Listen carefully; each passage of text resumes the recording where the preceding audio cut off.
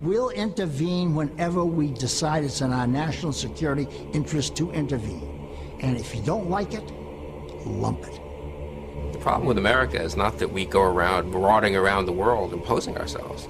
The problem with America in the last 10, 15 years since the end of the Cold War, really in the last 60 years, is that we've been too slow to get involved. I don't know how many Iraqi civilians were killed, but I can assure you that the number is the absolute minimal that it's possible in modern warfare. Every nation in every region now has a decision to make. Either you are with us or you are with the terrorists. You know, that land over there is yours. You'll go back to it one day because your fight will prevail and you'll have your homes and your mosques back again because your cause is right and God is on your side. Welcome to the Darkened Hour. Hello everyone, it's Richard Cox here with Adam Fitzgerald, and it seemed like a good time to talk to Adam because I have questions. I have questions about Afghanistan, trying to understand the situation and what's just gone on for the past 20 years, and whether any of the things we thought a whopping 20 years ago now about why the war happened were actually the reasons it happened. Did we get all that wrong? What does it mean for the future of the US empire? Now the United States is leaving, having its second helicopter on the roof of the embassy moment. I thought I'd have a chat with Adam and put some of these questions to him. So Adam, good evening, good afternoon. Good afternoon, Richard. Seems like old times. Yeah, quite. So, what was it all about, Adam? Why has the United States just spent 20 years in Afghanistan? Why was there a decision to invade and occupy the country in the year 2001? And were any of the things that people of my kind of slightly more conspiratorial inclination about oil and gas pipelines and heroin trafficking as set forward for reasons for the war, were any of them true? The kind of things we were reading in Michael Rupert's work 20 years ago. Wow. Well, I think it's a combination of all these things, actually. Of course, the general introduction that was given to us by the State Department was we invaded Afghanistan in 2001 on the basis that Al Qaeda was hiding with the Taliban in the training camps that was located within the Nangarhar and Kandahar provinces. But there was much more at the table than what we were being told initially. For a year prior, we were told that there was a deal between Unocal, which is a California company that was a major petroleum explorer and marketer, which is headed by Thomas Bard and Lyman Stewart. And it was a big deal with the Taliban. They wanted to run a pipeline through Afghanistan, but they needed the cooperation of the Taliban, who are taking control over the country. And in the middle of that, they were fighting a civil war between themselves and the Northern Alliance headed by Ahmad Shah Massoud and General Datsam. The problem was that, and this is the blame on the Unocal, was that Unocal made them a short-end deal in that the Taliban actually said that the reason why they didn't like the deal was that they thought they were getting the short end of the stick. And also, at the same time, in August of 1998, there was cruise missile strikes on Afghanistan in response to the East Africa embassy bombings. Clinton shot a couple of missile strikes at the alleged training camps in Afghanistan. Because of that, the Taliban basically revoked any type of deal, including what they were in talks with the Saudi government, led by Prince Turki bin Faisal, head of the General Intelligence Directorate, suggesting that the Taliban hand over Osama bin Laden. When these missile strikes impacted Afghanistan, the Taliban basically pulled out of any deal, including the one with Unocal and including the deal with the Saudis handing over bin Laden. And they started compromising the pipelines. And because of this, Unocal pulled out of the deal. That was one reason. And there's another reason. This is a conspiracy theory, so take this with a grain of salt. Speculation was that the United States was split, including the Central Intelligence Agency, on who to back in the war. Would it be Mullah Muhammad Omar of the Taliban or Ahmad Shah Massoud of the Northern Alliance? So there was quite a rift within the intelligence services. And I think it was in the summer of 2001, Massoud actually went to Brussels and tried to warn the world about backing the Northern Alliance in their fight against Al Qaeda and the Taliban.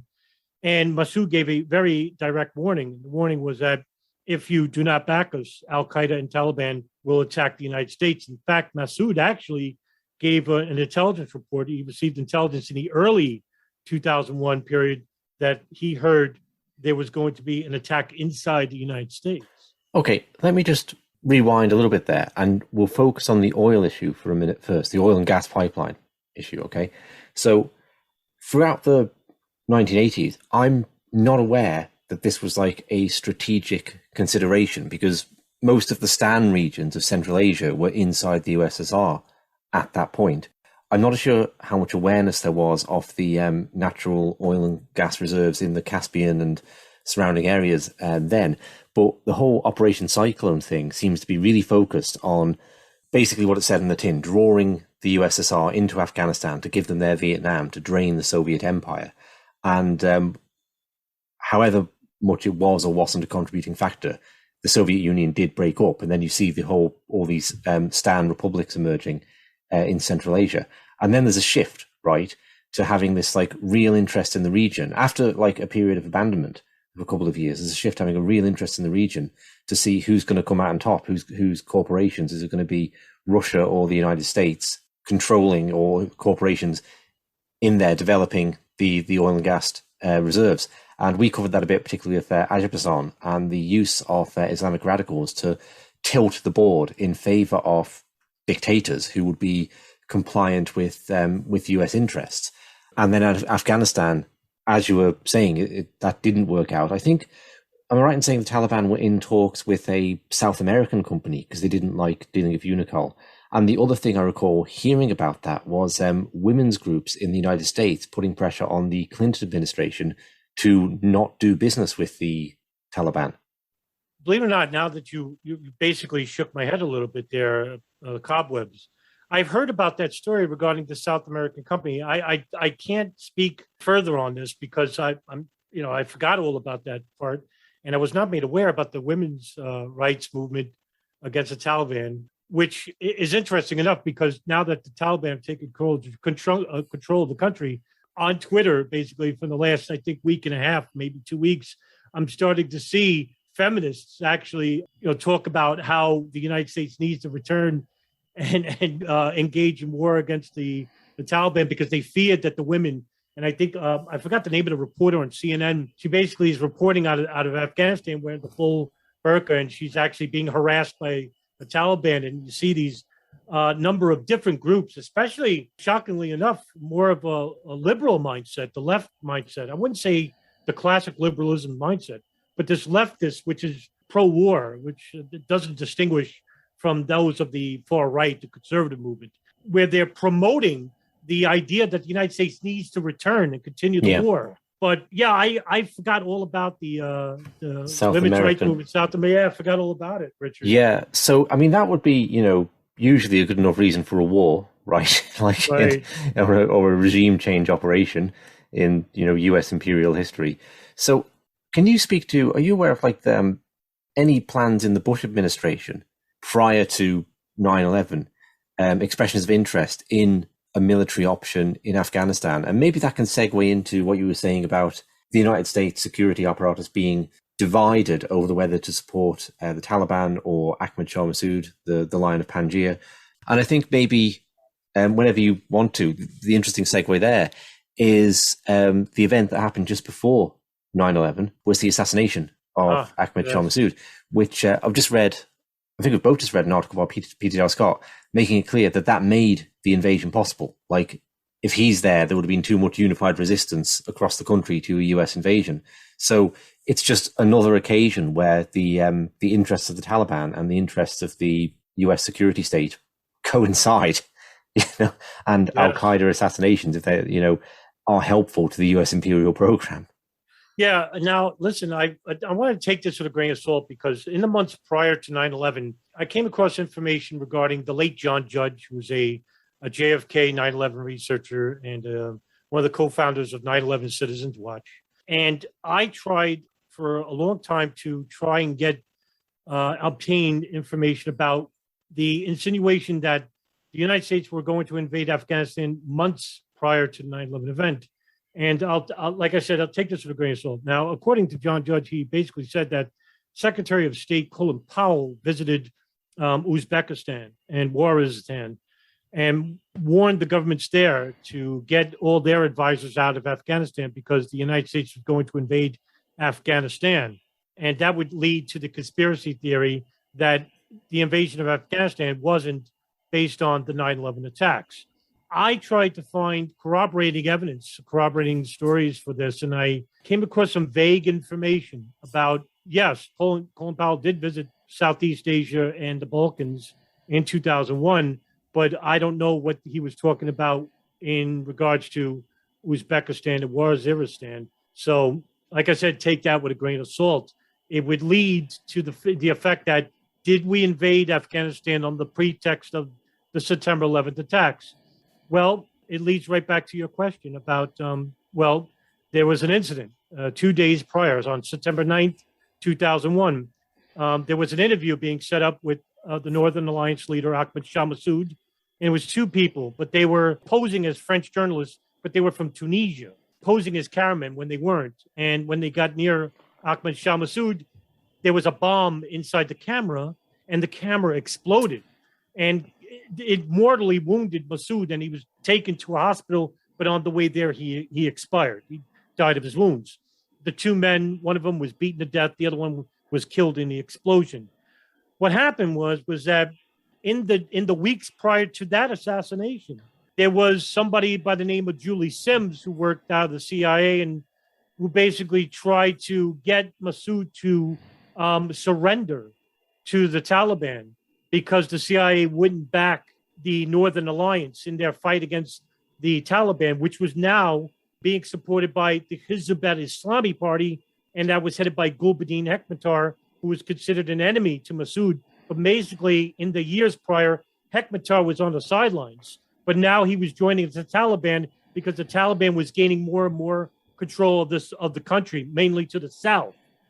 And so Massoud basically was controlling the north with the Uzbeks and holding their own. But the CIA basically backed out and fully didn't support Massoud. And 2 days later, he was killed.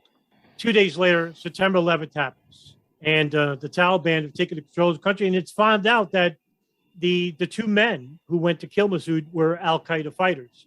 And there is some speculation to this as to why Al Qaeda got involved. When Al Qaeda did this, it basically solidified Bin Laden as being in the country so that the Taliban could protect him, because the Taliban were unaware that Bin Laden had this operation involving the planes operation, which was the September 11th attacks. When they found out days later, because they still didn't know he was behind it. In fact, the first people that were interviewed on the American media were the Taliban. Taliban were actually interviewed, and they were on C-SPAN early in the day, and the towers didn't even fall yet. And they were basically saying that if Bin Laden was indeed behind the attacks, they wanted George Bush to present evidence that they would hand him over to the Saudis or to the Americans. And at that point, Bush said, we don't deal or negotiate with terrorists. Days later, the Taliban still defended him. They still didn't know. But by the time that they found out, it was too late, because Bin Laden really did them a favor by killing off Massoud. The Taliban took control of the country, but so what? Because the United States basically invaded Afghanistan and basically decimated the Taliban and Al Qaeda.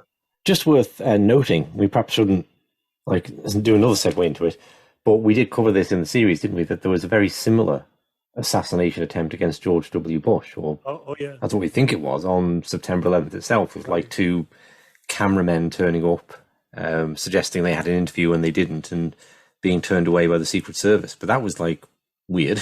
It was strange. We did an episode on that a while back. Yeah, it was called the assassination of George Bush or something like that. Yeah. And in the fact that, I'll just give a short rundown. There was a bunch of Arabs in a white van who went to the hotel that Bush was staying in for his visit to the Booker T Elementary School. And they said that they were there to interview George Bush. And the Secret Service looked at the list. They didn't find these people's names. And they basically drove away. And some person who was in the streets after the planes hit the World Trade Center, said they saw this van, the same van, where they were yelling out the window, "Down with Bush."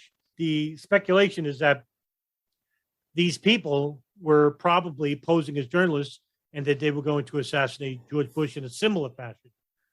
The FBI basically went to the person who wrote the story, Shea Sullivan, who I actually spoke to through email, and he's basically said the FBI told him not to run that story about the incident. So it basically shows you, why wouldn't the FBI want that story to run? Maybe it's because that there was maybe an assassination team that was going to kill George Bush. Why? Because the question is, why would the FBI threaten the editor and the writer to not publish the story? Yeah, it doesn't make sense.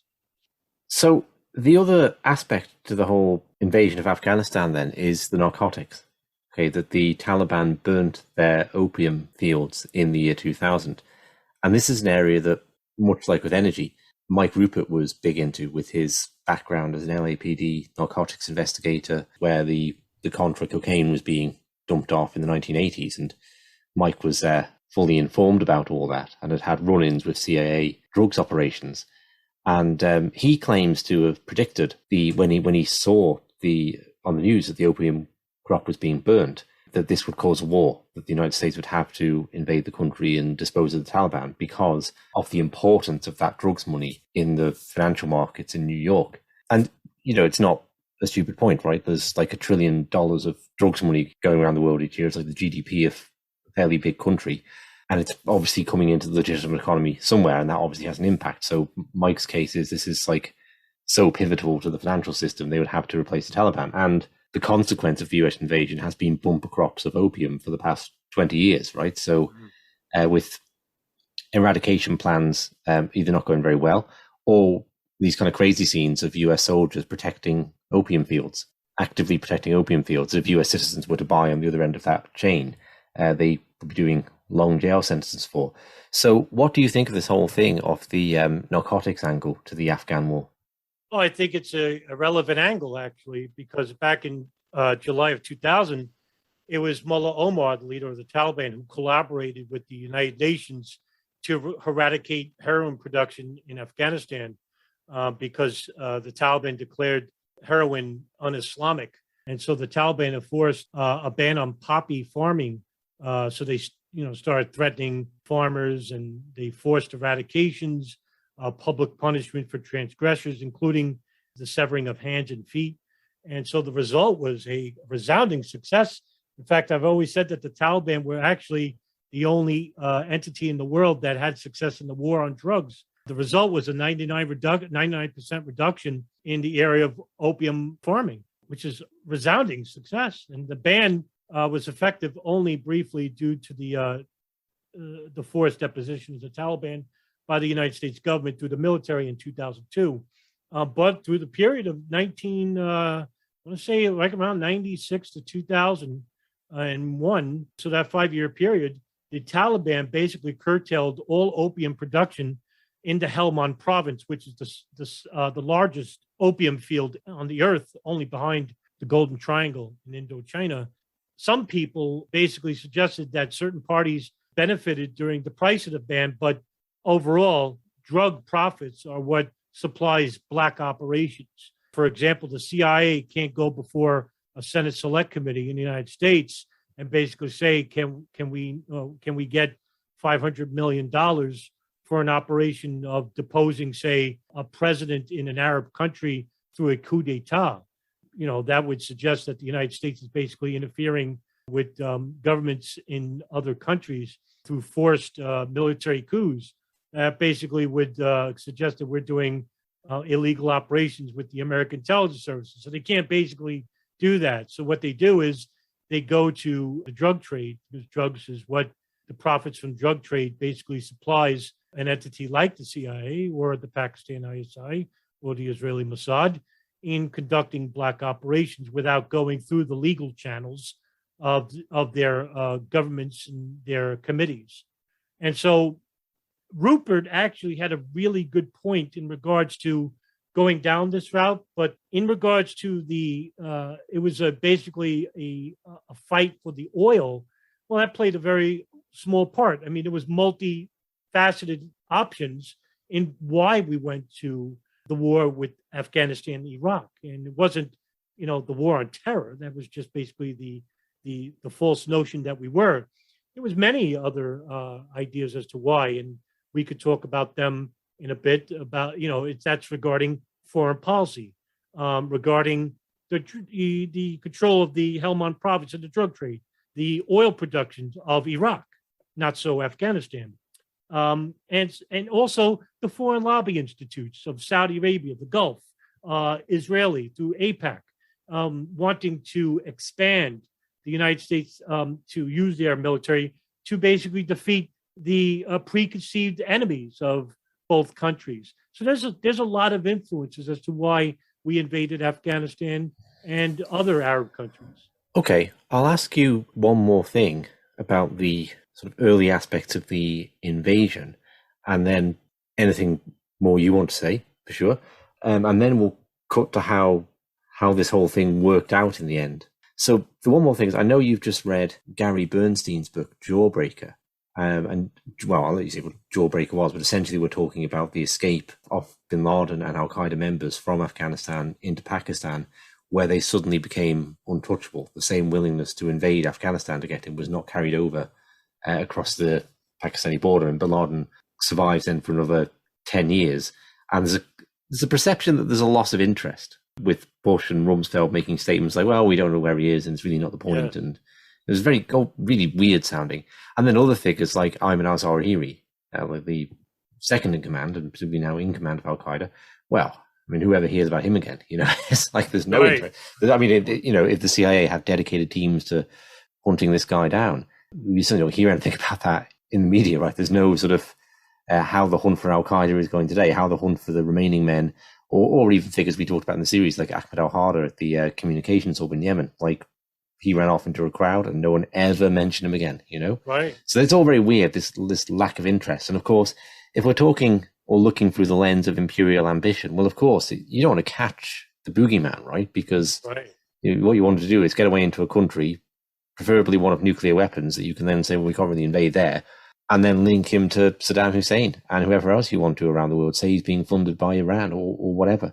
So Gary Bernstein was involved in the effort, central to the CIA's effort to capture Bin Laden. What do you make of why he was able to get away? Do you think there was it was a kind of bureaucratic fumbling, or do you think there was like intentionality in maybe not guaranteeing it, but just sort of leaving doors open because in the recognition he would be a useful enemy? Well, I mean, just going by my own opinions and studies in regards to the operation called Jawbreaker, it was basically an interagency operation involving the CIA, the Special Forces, CENTCOM, and of course, the multiple Afghan forces to capture and kill Al Qaeda, not so much the Taliban, but Al Qaeda, which was the real prize here was Osama Bin Laden. It was headed initially under Gary Schroen, legendary CIA paramilitary officer, and Gary Berntsen basically took over his job in Afghanistan. Berntsen actually also led the response team to the U.S. Embassy bombings in Dar es Salaam in Tanzania. Berntsen actually coordinated with General Tommy Franks, Joint Chiefs of Staff, and headed under the CENTCOM forces. And so the reason why Bin Laden basically survived this operation, which was, I think, slaughtered somewhere in approximately 15,000 Taliban fighters and approximately 5,000 to 7,000 Al Qaeda fighters. There was only maybe 250, 500 fighters of Al Qaeda left at that point.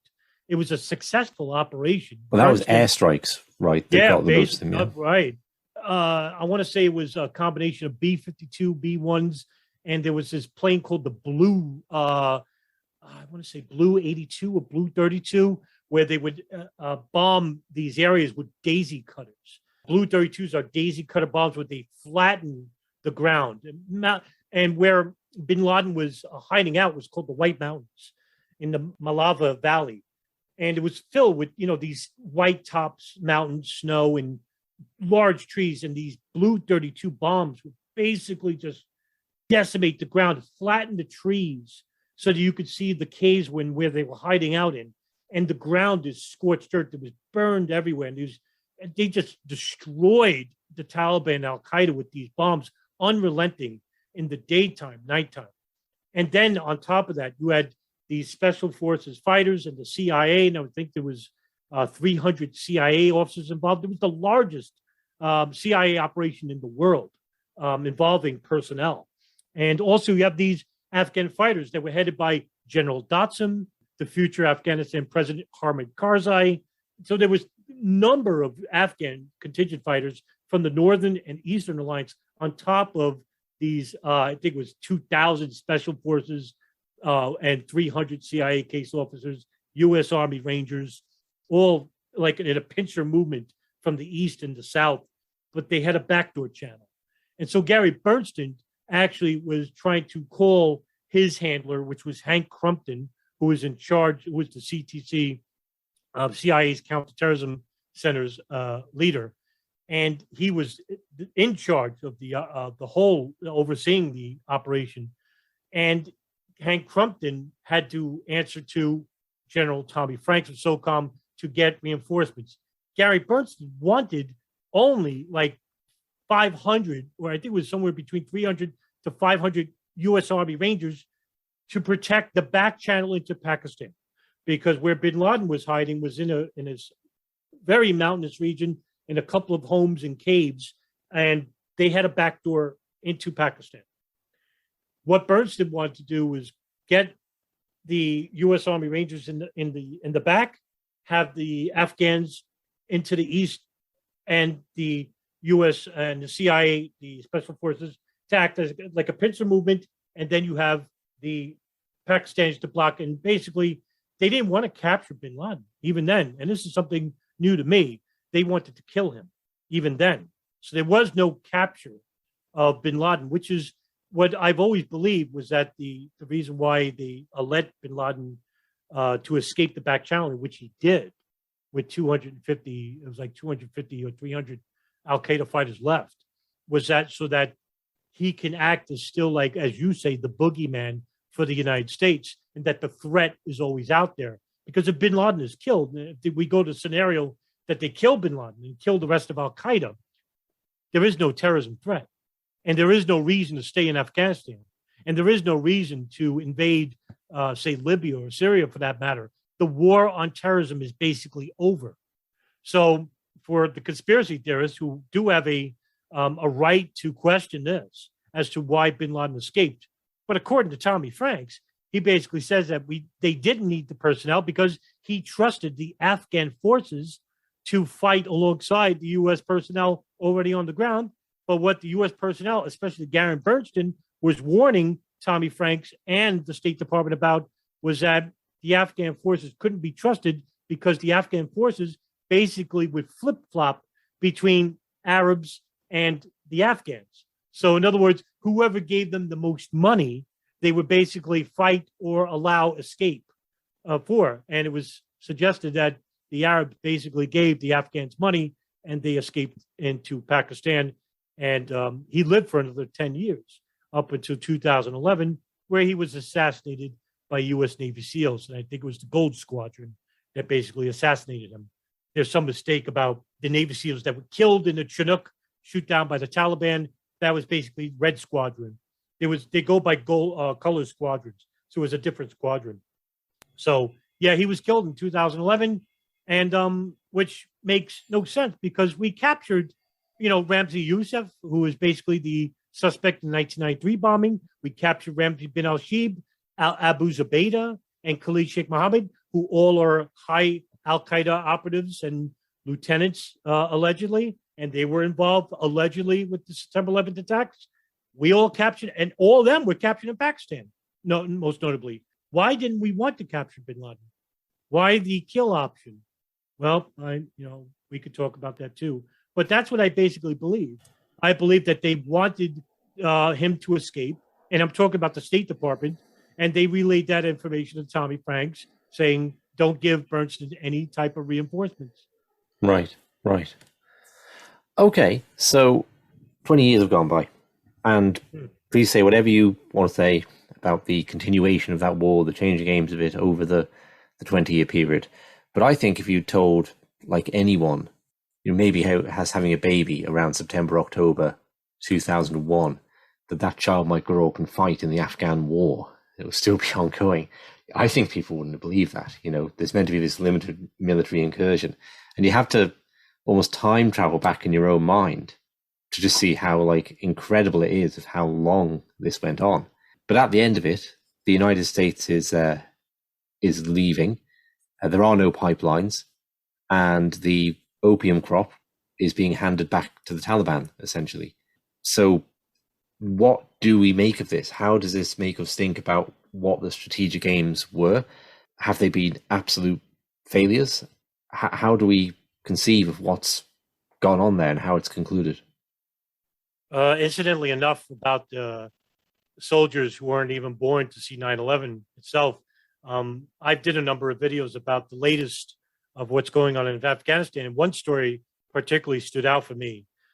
There was a bombing at the Kabul International Airport about a week ago by a group called the Islamic State Khorasan, which was an extension, just a small branch of Islamic State. They're affiliated with the Islamic State in Syria and Iraq, but they've been around since 2015. So this group basically went to the Kabul International Airport with a car full of allegedly martyrdom suicide bombers. And the United States drone strike the car, and basically there was a number of family members that were killed. And before that, there was another bombing, this time Islamic State, a suicide bomber that ran into the airport, and he killed himself and killed 13 U.S. service members. And it was like a couple of hundred people that were killed in this bomb itself. However, there was a number of those servicemen who were born in 2002, not old enough to know about 9/11 and why we were in Afghanistan in the first place. What do I think about the war now after the U.S. pullout? Well, it was a failure, and I'll tell you why.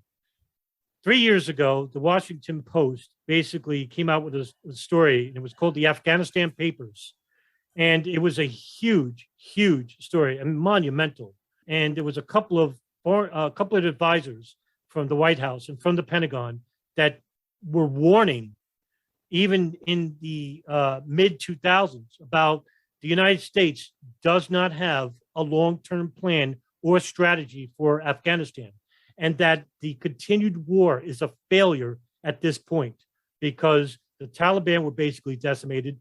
They were holding on for dear life. They're being supported by the Pakistan ISI in backdoor deals.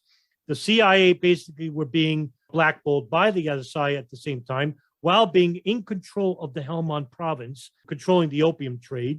All this was going on, and you had service members that were basically trying to help out the Afghan people, who at the same time were not getting any money from the NGOs or from the State Department in trying to rebuild the country.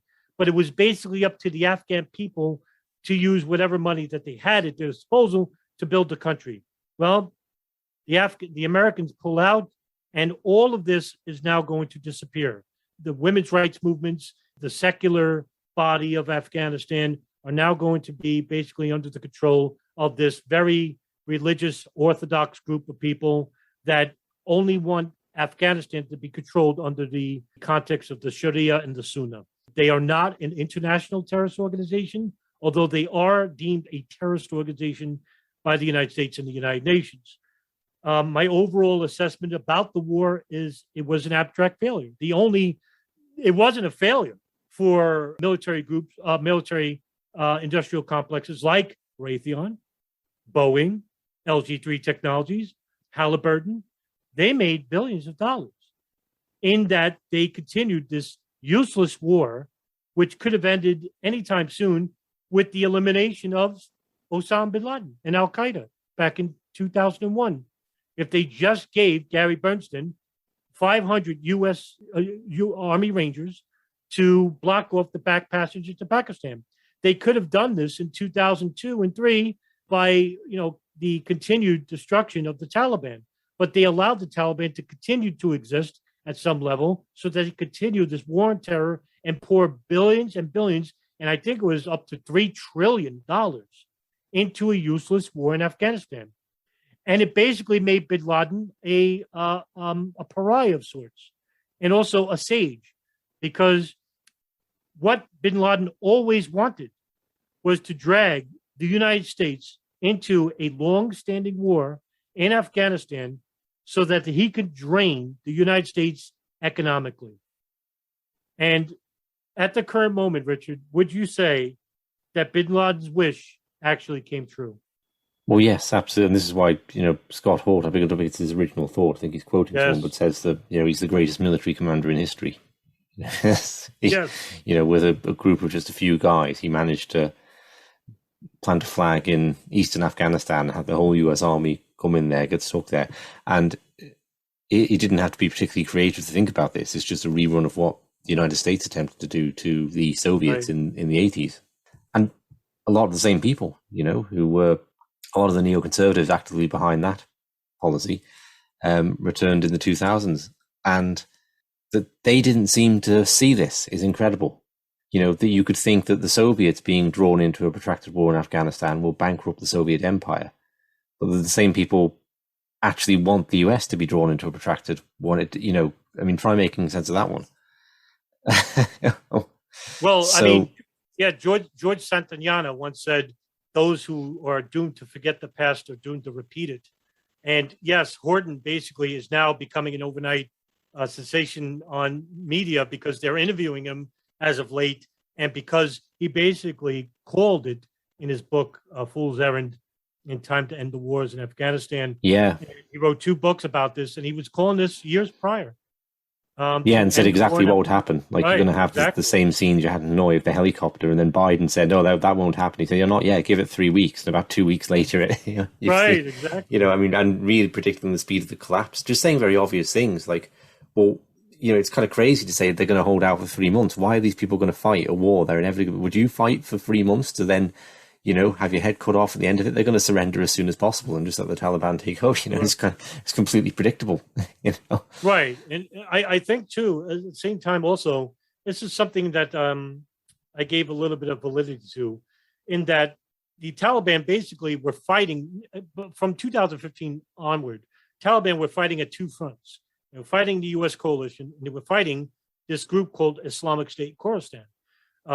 And you ask yourself, well, why is the Taliban actually fighting against a terrorist organization that they both are terrorists? Well, the Islamic State in Khorasan basically kills Shia Muslims, and they don't consider the Taliban actually pious Muslims or Muslims in general. They consider them munafiq, and that's Arabic for fake Muslim. The Islamic State in Khorasan want a caliphate. They still think that there's a caliphate. At the same time, we talked about this before, Richard, where the Islamic State back in 2010 and 11 were being funded and supported by the United States government through the CIA with an operation called Timber Sycamore. And the operation at that time was constructed by General David Petraeus, who was the former director of the CIA, and also under President Barack Obama, which the operation was supported by Prime Minister Benjamin Netanyahu of Israel and King Abdullah of Jordan. And so the operation was funded primarily by Saudi funds and Saudi money. And it was to train and fund Islamic State and other Salafi terrorist groups, and these are terrorist groups, in their fight usurping the Bashar al-Assad government in Syria. Those fighters from Syria who are being decimated by Iran and Russia then go to other countries such as Afghanistan, Libya, even Pakistan. And these little groups started popping up. And one of them is the Islamic State and Khorasan in Afghanistan. So who knows if these Islamic State groups, Islamic State Khorasan, are basically some of the same people who are being supported and funded by the United States and Saudi Arabia. So I would... Well, you have an effective US funding of the Taliban, don't you? Because the United States gives aid to Pakistan, who give aid to the Taliban, because they see them as being their allies in the region against Indian influence in Afghanistan. So that's been like the elephant in the room, really, throughout the entire war. Exactly. It's that you're actually allied with your allies of your enemy. Yeah. Not to mention the recent gift of military aid directly to the Taliban when they now have all the weapons in the country. Now, Scott Horton said about this, well, okay, really what they should have done is taken all the weaponry off the Afghan National Security Services, right? But can you imagine the aesthetics of that? Of like, look, we've been training for 20 years, but we think you're so bad. The best thing we can do is just leave you defenseless, because then, when the Taliban take over, at least you won't have the weapons as well. So, yeah, it's bizarre. It's all, you can see conspiracy theories, whether they're true or not, they do, describe the world so well sometimes.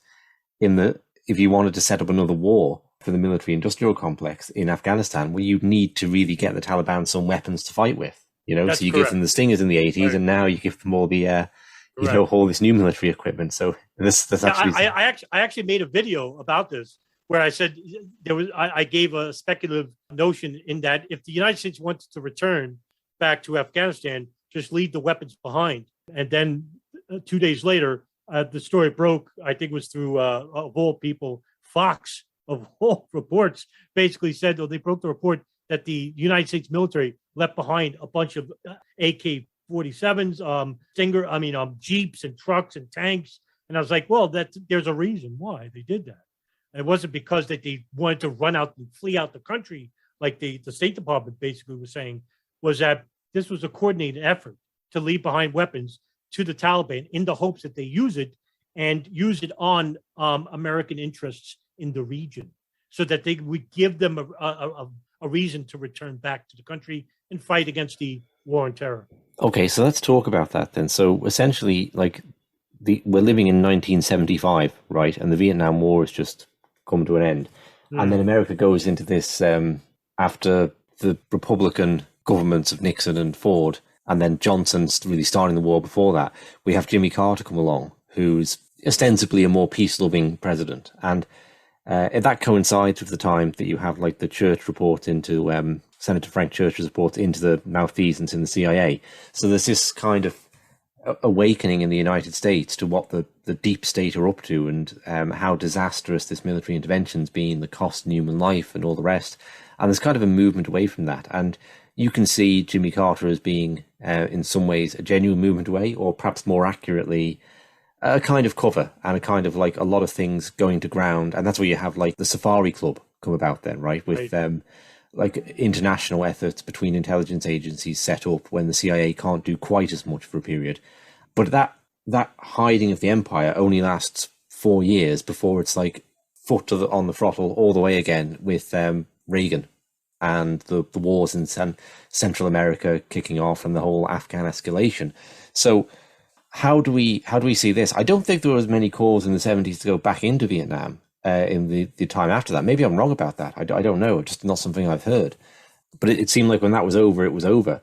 Where do you think this takes the whole imperial construct now? Because it could go the way of there's a rejection of empire now, a rejection of these foreign policy interventions, a recognition that they've all been disastrous, and America never really wins according to their objectives anyway, and a rising influence of China, maybe Russia in Afghanistan with regards to development of energy pipelines and so on?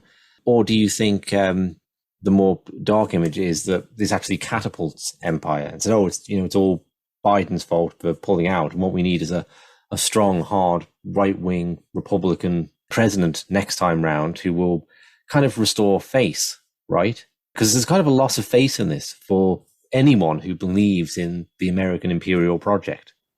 A year ago, Donald Trump basically made a deal with the Taliban to sign a deal to end the war in Afghanistan. And by about that same time, I started seeing neoconservative talking heads such as Steve Bannon and William Crystal talk about more so about the threat of China being a supporter. And we started hearing about the Uyghur genocide happening there. And now you don't hear about that anymore. But you could see that, with the war in Afghanistan coming to an end, or coming to a close, there was a new vision onto who would the imperialists set their sights on for another war. But that speculatory interest into China hasn't ended. At about that same time, we started hearing about grumblings about North Korea, also Iran, which has basically ramped up again. And so I think basically what's going to happen is that while we take off the focus of Afghanistan, there will be another country that we will be invading within the next year. I would say somewhere within the 12 to 18-month period. Biden himself is actually losing the support of even his most centrist leftists in the group. They see him as feeble and weak. And this basically was proof, according to those people, who are basically now siding, most horrifying of all, the neoconservatives, who are basically using the left and right in regards to using each political party for their nefarious interests. There is no left and right when it comes to foreign policy. Same thing for the Pentagon, same thing for foreign lobby interests. They all act as one party. But when it comes to such as the American interests, such as human rights, liberal issues such as raising minimum wage or Social Security, then there is a divide. There's a left and right, and an obvious one at that. But when it comes to the global interest, when it comes to real money, billions and even trillions of dollars that comes from the foreign lobby institutes, fossil fuel industries, military industrial complexes, private industries, and of course, major donors from Saudi Arabia, the Gulf, and other Europe countries that have a vested interest in controlling the global issue regarding whether it comes from war or the intelligence services, then there is just one issue and it's one goal, while the American people are left to fight over themselves of the menial and transparent issues that doesn't involve the interests of the global community. What I'm going to see probably in the next 6 to 12 months is basically a backlash from Biden's own cabinet in saying that we should have never had left Afghanistan.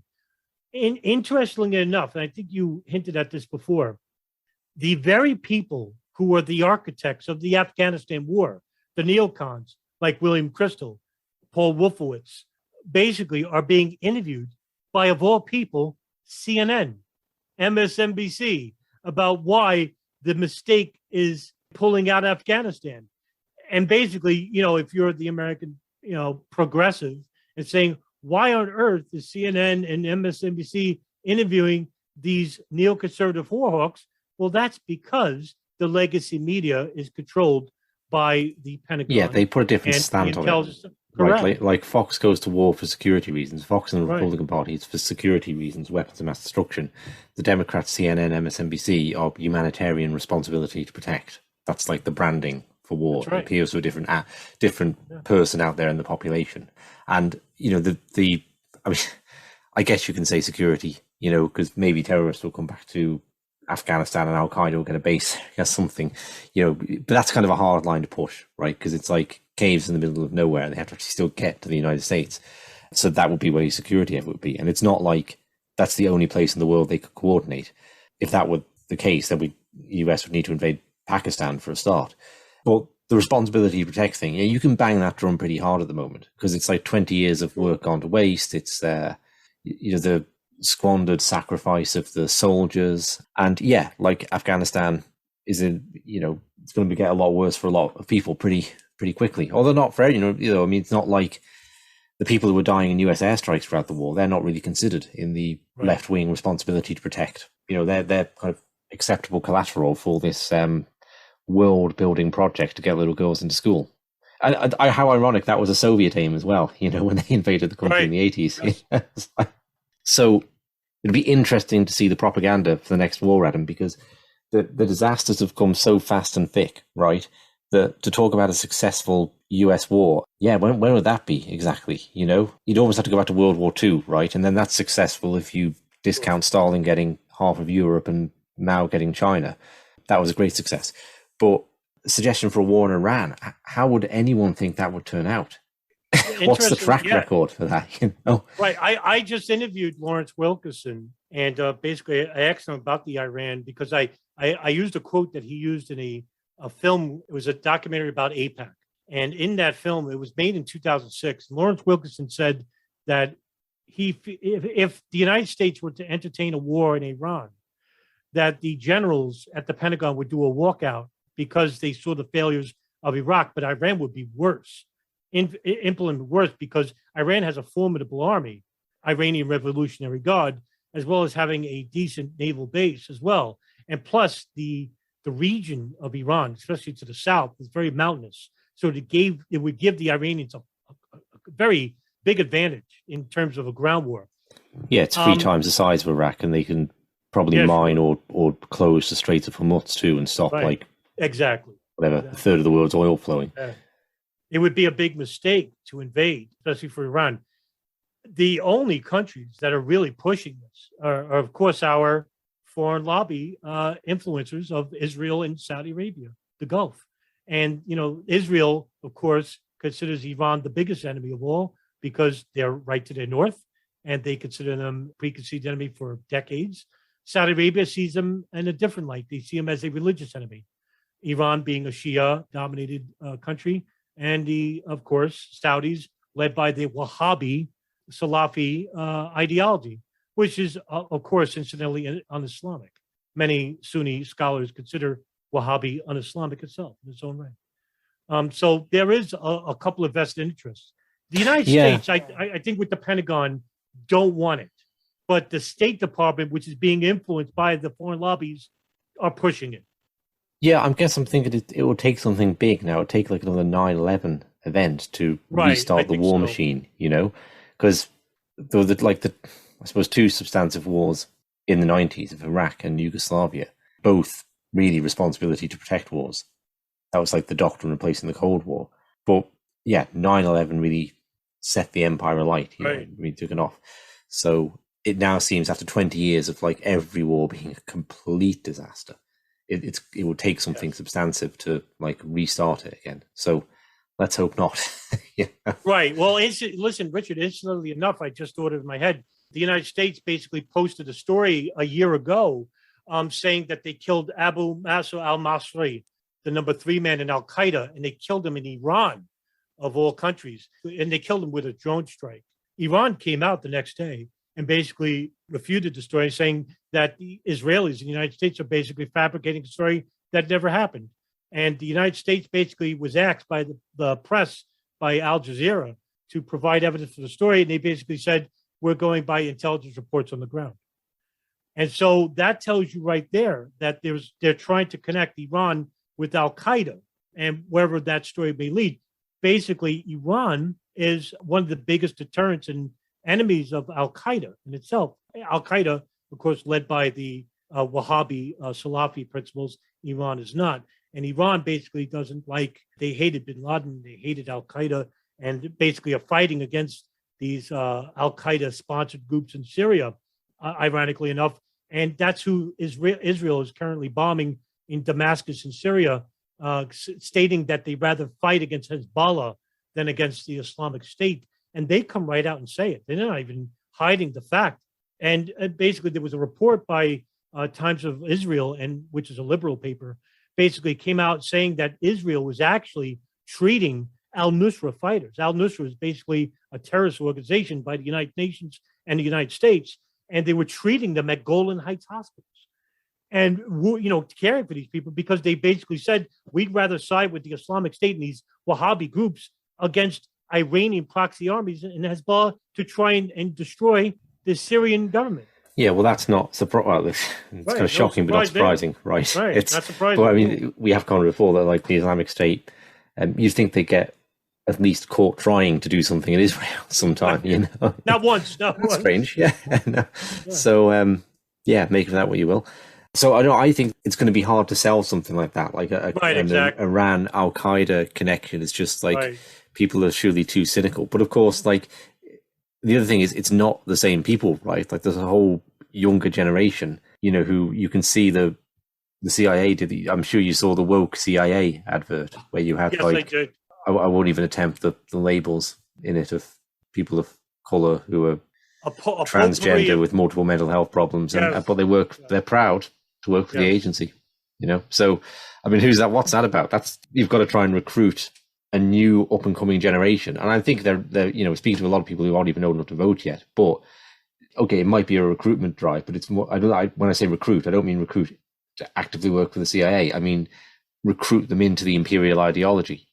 with the whole kind of like cult of woke that's come about, I don't know what position they have on foreign policy. It's a very domestically focused thing, right? So and I think the kind of new right is a bit more cynical of the wars than certainly like in the George Bush years, when people were smashing bottles of champagne to protest against France.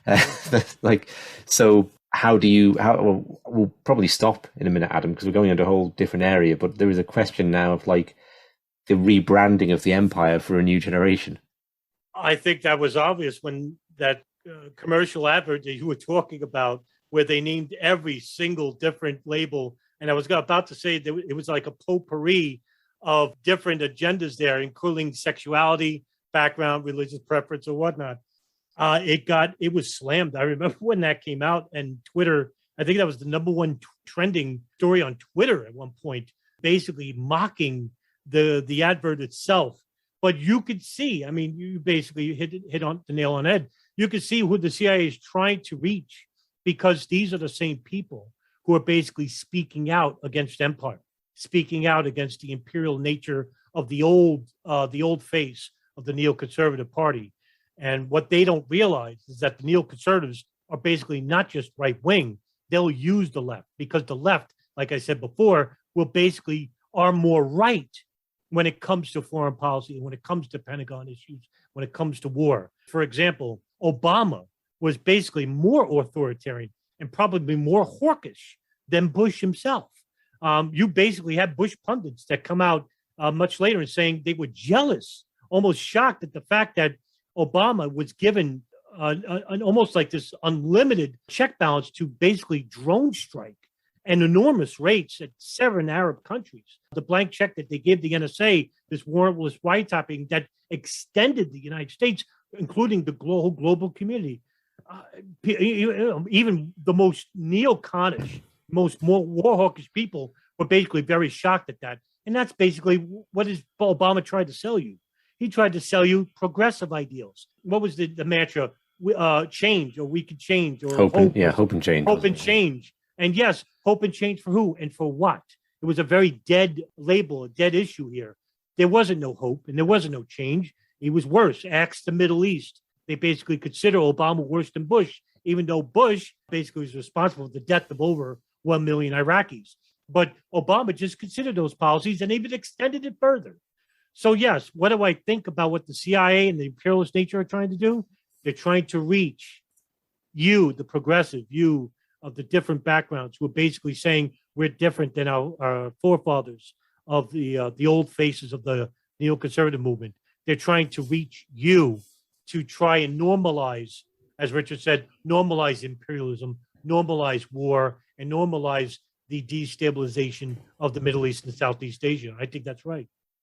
Okay, Adam. Well, it feels like probably a good place to end, Sure. And we'll pick up and talk more about the future of empire thing Absolutely. at another time, but we'll leave this one here for now. So thank you very much indeed. Thank you again. I'd like to do this again soon.